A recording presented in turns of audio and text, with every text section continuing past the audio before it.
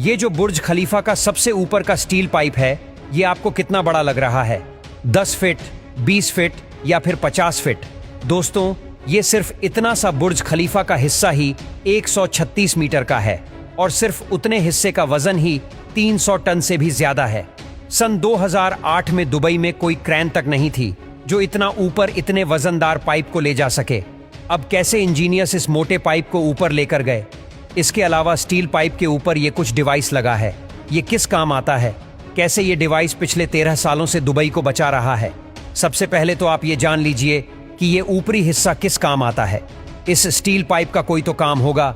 दरअसल अगर दोस्तों ये ना होता तो बुर्ज खलीफा कभी भी टूट सकता था। दोस्तों, ये जो पाइप है ये 4000 टन स्टील से बना है। इसकी लंबाई 244 मीटर की है। आपकी जानकारी के लिए बता दें कि स्टील पाइप के साइज के जितना कई देशों में तो बिल्डिंग भी नहीं होती। अगर ये पाइप ना होता तो आज बुर्ज खलीफा 585 मीटर का ही होता। इसी हाइट तक पब्लिक जा सकती है और ये हाइट बुर्ज खलीफा में 150 फ्लोर तक है।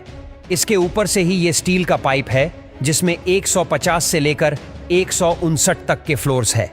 आपको बता दें कि ये फ्लोर रहने लायक नहीं है। यहाँ खतरा बहुत रहता है।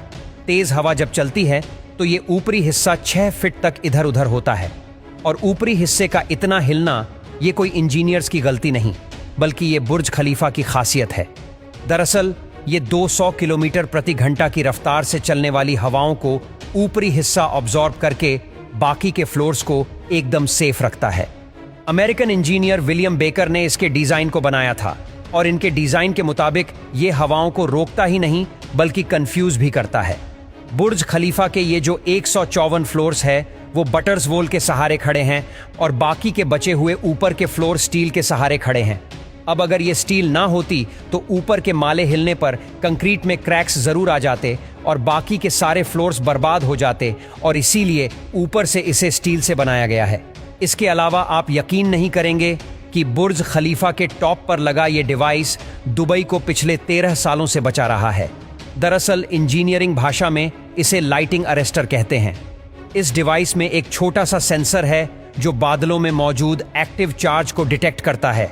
अब ये लाइटिंग अरेस्टर इसका ऑपोजिट चार्ज जनरेट करके लाइटनिंग को अपनी तरफ खींच लेता है और इसके बाद स्टील की मोटी वायर के जरिए ये सारा करंट पूरी बिल्डिंग को बचाता हुआ नीचे धरती में चला जाता है।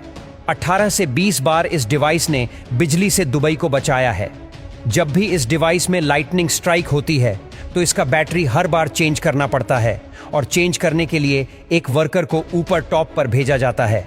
अब आइए आपको बुर्ज खलीफा के ये टॉप के हिस्से का बताते हैं कि इतना बड़ा और वजनदार हिस्सा ऊपर तक कैसे ले जाया गया। पहले तो काफी समय तक इसका सल्यूशन ही नहीं मिल रहा था, लेकिन फिर इंजीनियरिंग टीम ने यह डिसाइड किया कि हम इस पाइप को बुर्ज खलीफा के अंदर ही बनाएंगे।